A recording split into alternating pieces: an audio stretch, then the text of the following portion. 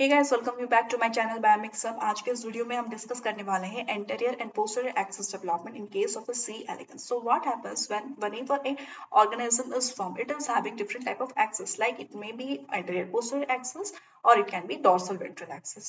So for the complete organism, it is having two types of axis, like one is anterior and posterior, next is the dorsal and ventral.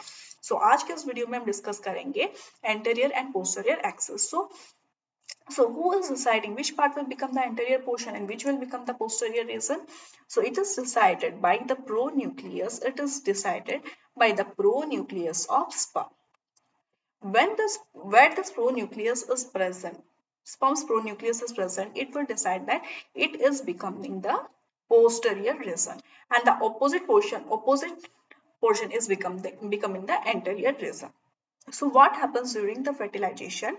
During the fertilization, the sperm nucleus, pronucleus, along with the centrosome, it enters into the cytoplasm of oocyte. Okay, this is after the fertilization. So before fertilization, what happens? The oocyte is not having any polarity. It is not having any polarity. Polarity is not fixed before the fertilization. But when the sperm is entering into the cytoplasm of the oocyte along with the centrosome, what the centrosome does it, after it has entered into the oocyte, what it does it help in some of the movement. Due to this, the sperm pronucleus go into one side, or it goes into one end of the oocyte.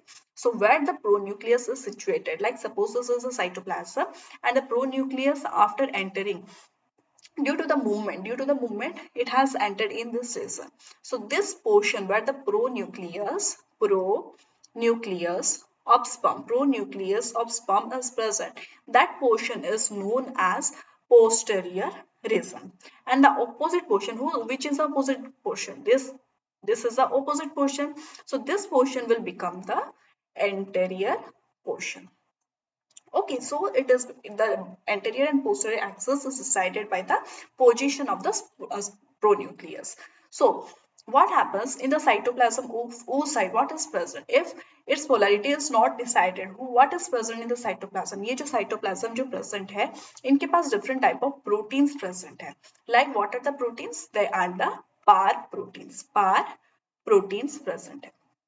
ठीक है, so there are different type of PAR proteins which are present, like it may be PAR3, PAR6, PAR1 and PAR2.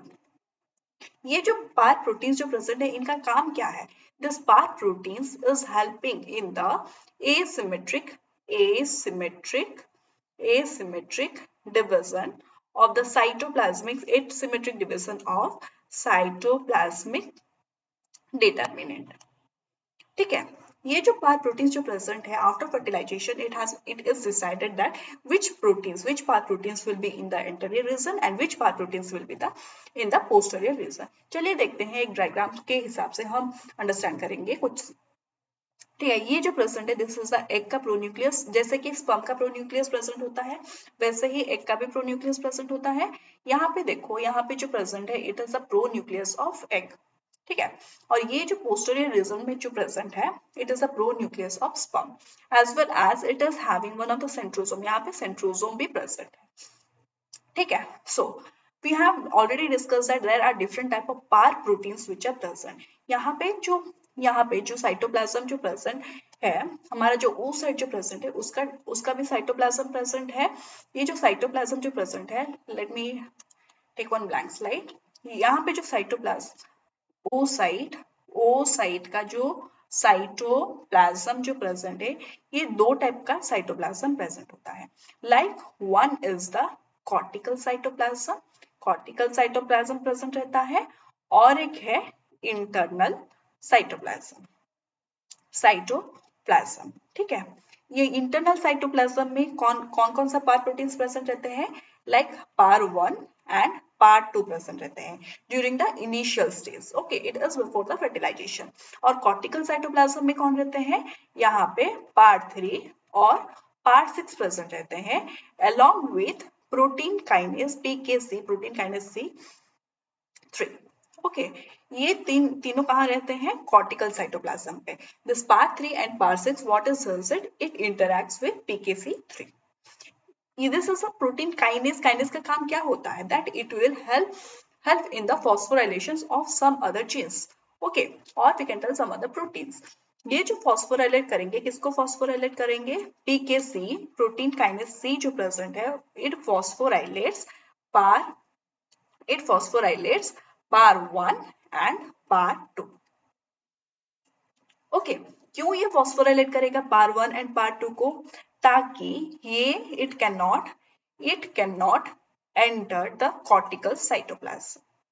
It can not enter cortical cytoplasm. हम क्या देखें, ओ side का जो cytoplasm है वो two type of cytoplasm present रहता है. One is cortical cytoplasm, the other is internal cytoplasm. Cortical cytoplasm में कौन प्रेजेंट रहते हैं? पार्ट 3 एंड पार्ट 6 प्रेजेंट रहते हैं. And this part 3 and part 6 it interacts with PKC3. As it is a kinase, it will help in the phosphorylation of some substances like it phosphorylate part 2. ये जो PKC जो present है, it is mostly phosphorylating the part 2 and this is the partner. part 1 जो present है, it is the partner of part 2. ठीक है, अगर ये पार्ट 2 को फॉस्फोराइलेट कर रहा है then it will have some motive that इसको फॉस्फोराइलेट करना चाहिए. So it phosphorylate because it will inhibit part 2 to come into the cortical cytoplasm. These things are before the fertilization. Okay, so we will see after fertilization क्या होगा, धीरे धीरे हम understand करेंगे. ठीक है, यहाँ पे देखो, ये यहाँ पे जो प्रेजेंट है, यहाँ पे जो ब्लू कलर का जो प्रेजेंट है, what are they are the par proteins. ये यहाँ पे जो प्रेजेंट है, this are the par proteins which are present. Okay, so यहाँ पे हम क्या देख सकते हैं? यहाँ हम देख सकते हैं कि यहाँ पे स्पर्म का सेंट्रोसोम जो प्रेजेंट है, यहाँ से क्या ओरिजिनेट होगा? यहाँ से ओरिजिनेट होगा माइक्रोट्यूबल्स. ये यहाँ पे जो ओरिजिनेट होगा लाइक आफ्टर फर्टिलाइजेशन, जो माइक्रोट्यूबल्स का ओरिजिनेशन होगा, माइक्रोट्यूबल्स का फॉर्मेशन होगा from where? From centrosome. Centrosome, ये जो माइक्रोट्यूबल्स का जो फॉर्मेशन होगा, what it does it protect part 2 from phosphorylation. part 2 from phosphorylation. ये जो PKC जो प्रेजेंट था, ये part 2 को फॉस्फोराइलेट कर रहा था. जो आफ्टर द फर्टिलाइजेशन जब माइक्रोट्यूबल्स का फॉर्मेशन होगा, it will protect part 2 from phosphorylation. ताकि वो क्या करेगा? It will go into the cortical cytoplasm. It will go with the cortical cytoplasm along with par 1. ठीक है, जब ये par 1 अभी कहाँ गया? par 1 and par 2 now it has been entered into the cytoplasm. Okay, so what this par 1 will do is it will help. सो यहाँ पे जो पार 1 जो प्रेजेंट है, व्हाट इज दिस इट? अभी ये क्या हुआ? Now it has been entered into the cortical cytoplasm. Cortical cytoplasm में एंटर हो चुका है. तो ये क्या करेगा? ये पार 1 जो प्रेजेंट है, इट विल फॉस्फोराइलेट पार्ट 3. जब ये फॉस्फोराइलेट पार्ट 3 को करेगा, then it will go this part 3 along with the part 3 along with part 6 and PKC where it enters, it will leave the cortical cytoplasm. ये जो present है cortical cytoplasm को छोड़ देंगे.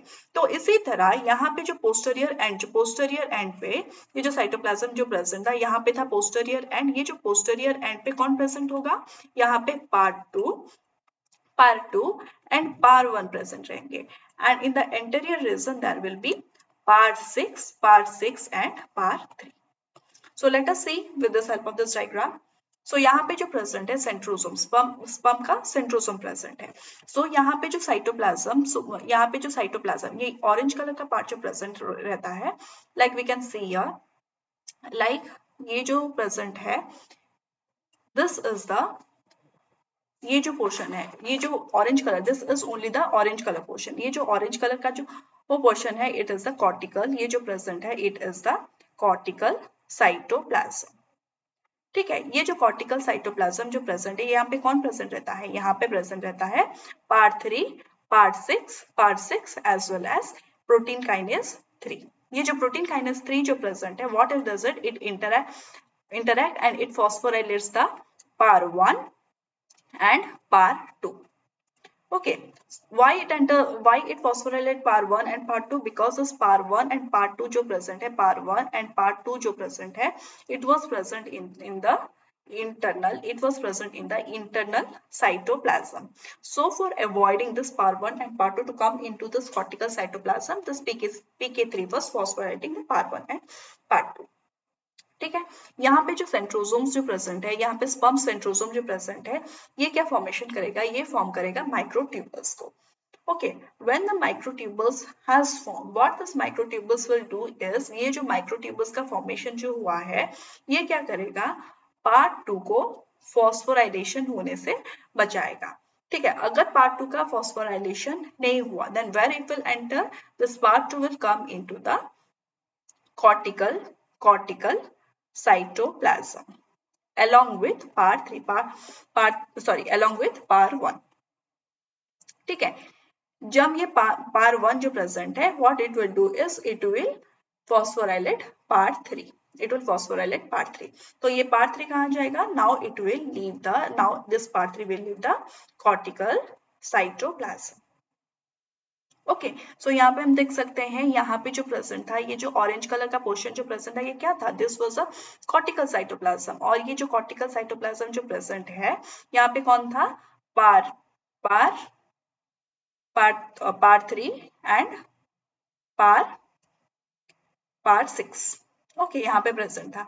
Now we can see this that this portion, ये जो portion जो present है, यहाँ पे जो प्रेजेंट है, this were the part 2 and part 1. यहाँ पे ये और ब्लू कलर का, यहाँ पे हम देख सकते हैं कि ये जो पोस्टीरियर रीजन पे अभी एक्यूमुलेट कौन हुआ है? After the formation of this microtubules, यहाँ पे एक्यूमुलेट हो गए हैं अभी part 2 as well as part 1. उसी तरह यहाँ पे इसका फॉर्मेशन यहाँ पे, like we can see that यहाँ पे एक्यूमुलेट होते होते यहाँ पे पूरा कवर हो गया. ओके, यहाँ पे पूरा कवर हो गया कौन? Like part 2 and part 1. Okay, so यहाँ पे like we can see that ये जब पूरा हाफ कवर हो जाएगा, आफ्टर ड्यूरिंग द प्रोसेस, यहाँ पे क्या होगा? डिवीजन का फेज पे आएगा. Like in the metaphasic it will form the metaphasic place and mitosis का फॉर्मेशन होगा. तो ये दो पोर्शन, एंटीरियर पोर्शन भी फॉर्मेशन होगा और पोस्टीरियर रीजन भी फॉर्मेशन होगा. Like in the posterior region part 1 and part 2 will be present and in the anterior region part 6 and part 3 will be present. So ये जो पोस्टीरियर रीजन जो present है, it is having the P cell, इसे हम P cell भी बोल सकते हैं. And in the anterior region it is the A B cell. आगे हम डिस्कस करेंगे कि what is the function of the AB cell and what is the function of the P1 cell. किसका autonomous, इसका स्पेसिफिकेशन के बारे में भी हम डिस्कस करेंगे. Like which is having the autonomous specification and which is conditional specification. Okay, so in the next slide we will see how those are been regulated. Like यहाँ पे देखो, ये जो anterior region जो present है, यहाँ पे कौन, ये इसको हम क्या बोल सकते हैं? Like we can tell it that it is the AB cell and posterior region को बोल सकते हैं हम P1 cell. ये जो posterior region में क्या होता है? जो centrosome जो present है, what it is doing is it is inhibiting the part 3 and part 6 protein. Okay, due to this there is formation of part 2 and part 1. हम डिस्कस किए थे कि जो कॉर्टिकल साइटोप्लाज्म जो प्रेजेंट था, पहले वहां पे पार्ट 3 और पार्ट 6 प्रेजेंट था.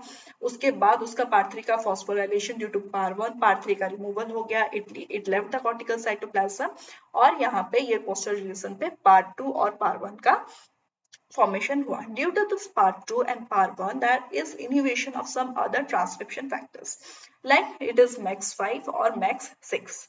Okay, due to this there is formation of PIE protein. ये जो प्रोटीन जो प्रेजेंट है, हमारा नेक्स्ट वीडियो में हम डिस्कस करेंगे कि ये MEX5 MEX6 पाई1 का भी फॉर्मेशन क्या फंक्शन होता है. Okay, in the anterior region it is also known as AB cell. ये जो एंटीरियर रीजन जो प्रेजेंट है, पार्ट 3 और पार्ट 6 यहाँ पे प्रेजेंट है. So what it is doing, it is inhibiting the part 2 and part 1. Due to this there is formation of MEX5 and MEX6. ये जो MEX5 और MEX6 ये कहाँ पे प्रेजेंट होते हैं?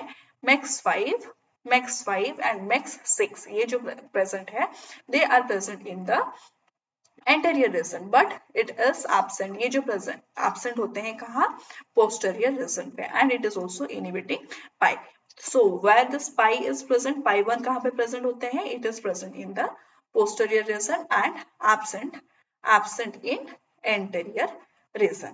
So this was all about how there is formation of the anterior and posterior axis in the C. elegans. So thank you everyone for watching this video till the end, and if you like this video, please do like, share and subscribe. Thank you.